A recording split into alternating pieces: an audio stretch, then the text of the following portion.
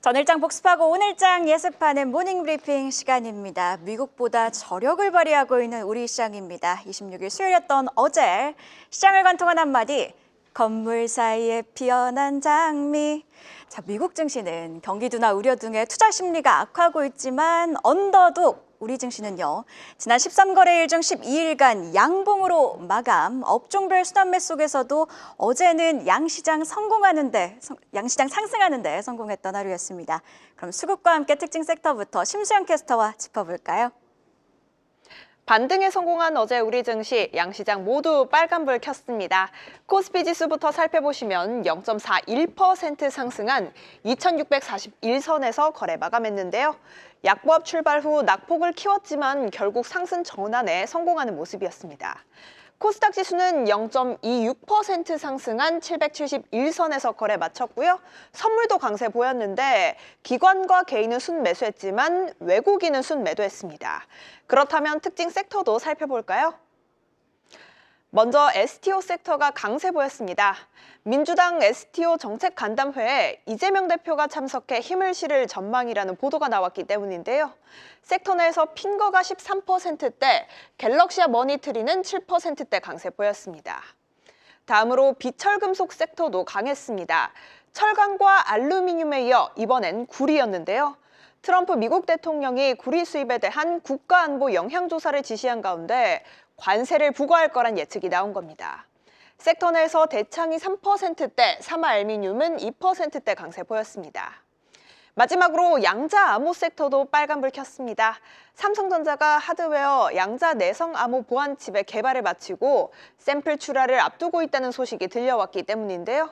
또 과기부 산하의 양자기술 담당 조직이 정식으로 출범할 것으로 예고된 점도 투자 심리에 훈풍으로 작용하며 하늘 소재과학이 12%대, IM+가 11%대 강세 보였습니다. 그렇다면 어떤 뉴스가 시장을 움직인지도 확인해 보시죠. 네, 먼저 시장이 주목한 굵직한 헤드라인부터 짚어볼까요? 미국과 우크라이나 광물협정 합의 도달, 젤렌스키 28일 방미입니다. 종전에 속도가 붙을 것으로 보입니다. 우리 시간으로 어제 오전 7시쯤 미국과 우크라이나가 종전 협상의 주요 걸림돌이던 광물 협정과 관련해서 합의에 도달했다는 소식 전해졌죠. 세부 내용이 다 알려진 건 아니지만요. 외신에 따르면 미국과 우크라이나가 광물 자원을 공동 개발하고 수익 역시 나눠 가질 것으로 보입니다. 관련해서 우크라이나의 젤렌스키 대통령은 현지 시각으로 28일 미국을 방문, 이때 해당 협정에 서명을 할 것으로 예상되고 있는데요. 자, 종전에 힘이 실릴 것으로 보이니 우리 시장에서도 관련주들이 움직였습니다. 750조 원 규모의 채권 시장이 열릴 거란 전망에 DYD가 21% 넘게 급등, 대동기어는 15% 그리고 TYM도 7%대 올랐고요. 광물협정 자체가 히토류 등 희귀 금속 개발에 대한 내용이다 보니 히토류 관련주도 움직입니다. 세노텍이 상한가 진입했고요. 사마전자는 13%, 노바텍은 2.8%대 강세로 마감을 했습니다. 자, 히토류 관련주가 움직인 데 대해서는 좀 생각을 함께 해봐야겠는데요. 히토류 관련주는요, 그간 미중 갈등 속에서 중국이 히토류 수출 제한을 카드로 꺼내들 거란 전망에 힘이 실리면 우리 기업들이 반사 수혜를 받을 거란 전망 속에서 움직였던 섹터입니다. 이 중 대장이 바로 유니온 그리고 유니온 머티리얼인데요. 어제 상한가에 진입했던 건 세노텍이고 오히려 유니온의 주가는 1%대 그칩니다. 자, 그 이유는요. 이미 유니온은 오를 만큼 올랐고 한편 세노텍은 그간 주목을 받지 못했기 때문입니다. 자, 여기서 포인트. 테마주 내에서도 찬집이 아니라 빈집 찾기가 계속되고 있다는 거고요. 그리고 또 한 가지, 우크라이나와 미국이 광물을 공동 개발하는데 우리 기업들이 수혜를 직접적으로 받을 수 있을까에 대한 부분은 생각을 해봐야겠고요. 작년 말 북미 원자재 기업과 히토류 원소 정제 기술 개발을 위한 MOU를 체결한 바 있는 포스코 인터내셔널을 제외하곤 우리 기업들이 확실하게 해당 시장에 진출했다는 내용은 제한적입니다. 테마는 테마로 접근할 필요가 있어 보입니다. 자, 바로 이어서 이번에는요. 어제 코스닥 시장을 주도한 2차 전지주 헤드라인 휴머노이드 로봇 제2의 전기차 시장. 유럽 순수 전기차 판매 지난달 전년 대비 37% 성장입니다. 사실 어제는요, 테슬라가 8% 넘게 하락한 그림을 보고 출발했기에 2차 전지주들이 부진하지 않을까 싶었던 하루였습니다. 이외로 전고체 그리고 소재주들이 유독 강했던 하루였는데요. 2차 전지주 투심이 강했던 이유, 일단 유럽 판매량에 있습니다. 물론 테슬라의 1월 유럽 판매량이 전년 대비 45%나 감소했지만요. 전체적으로 보자면 유럽 내에서 1월 순수 전기차 판매량은 전년 대비 37%나 증가했고요. 또 루시드가 비교적 호실적을 발표하며 우리 시장이 진행되는 동안 시간의 거래소 한때 9% 넘게 오르자 테슬라 급락에 대한 우려는 상쇄됐습니다. 물론 간밤 정규장에서는 루시드가 크게 빠져 오늘 영향은 좀 지켜봐야 될 것 같은데요. 자, 그리고 전고체주가 강했던 이유는요, 로봇에서 찾아볼 수 있겠습니다. 삼성 SDI와 현대차가 로봇용 배터리에 있어 공동 개발한다, 협력에 나선다라는 소식이 있었죠. 휴머노이드 로봇 전쟁이 치열한 가운데 금방 방전된다는 문제를 해결해야 합니다. 머리가 아무리 좋아도 체력이 받쳐주지 않으면 성적이 좋지 못하는 것처럼요. 1시간 만에 방전이 된다면 휴머노이드 로봇을 쓰는 게 의미가 없을 수가 있겠죠. 자, 그렇다 보니 고성능 배터리, 특히 전고체 배터리의 필요성이 어제 부각됐습니다.